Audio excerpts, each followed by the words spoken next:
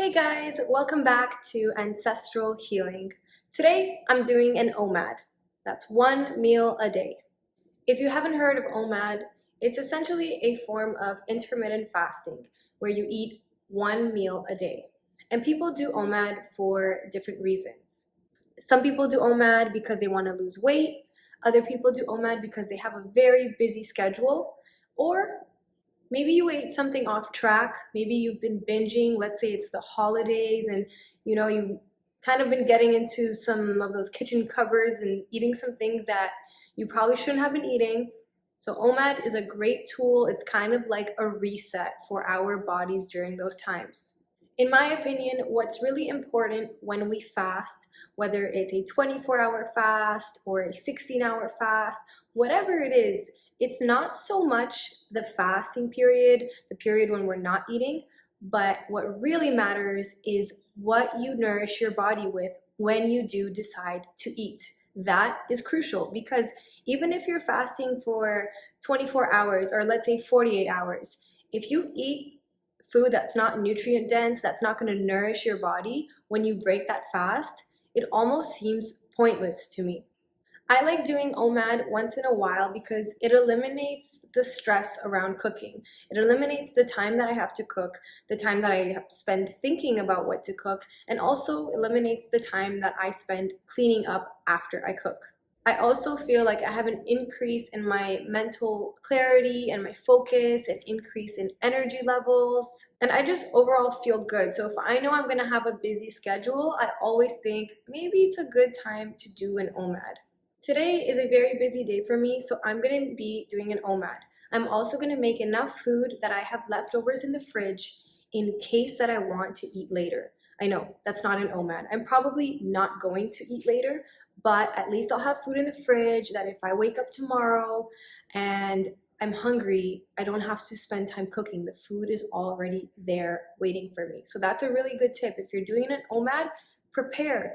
I remember when I first started doing OMAD 3 years ago, I would do I would eat midday. I found that was always helpful to eat around like 4 p.m., 4 p.m. because I can wait the entire day because I'm excited. I'm looking forward to 4 o'clock.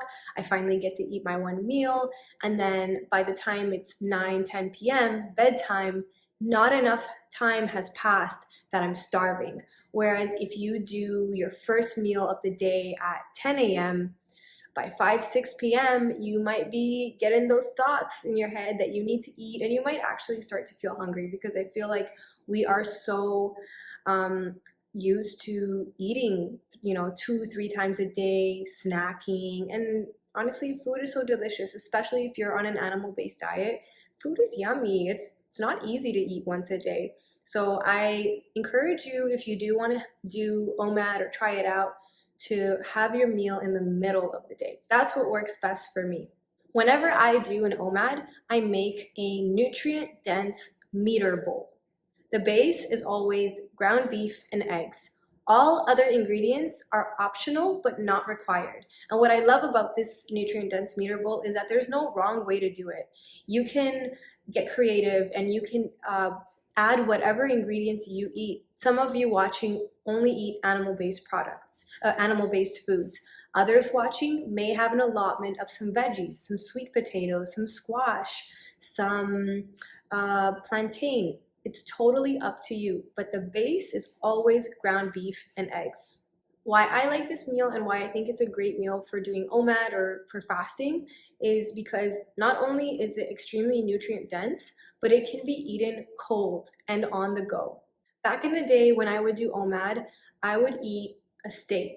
I wasn't as creative as I am now with my meals, and I would literally take my steak to work and eat it cold, or I would try to reheat it in the microwave, and it's just not the same. But what I love about my meter bowl is that you can enjoy it freshly cooked, nice and warm, or you can enjoy it straight out of the fridge. I promise you, it is so delicious.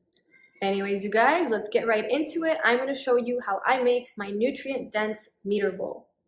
just a little bit of plantain, and this is optional. This carb is optional. You don't have to do any carbs. You could do squash, you could do sweet potato.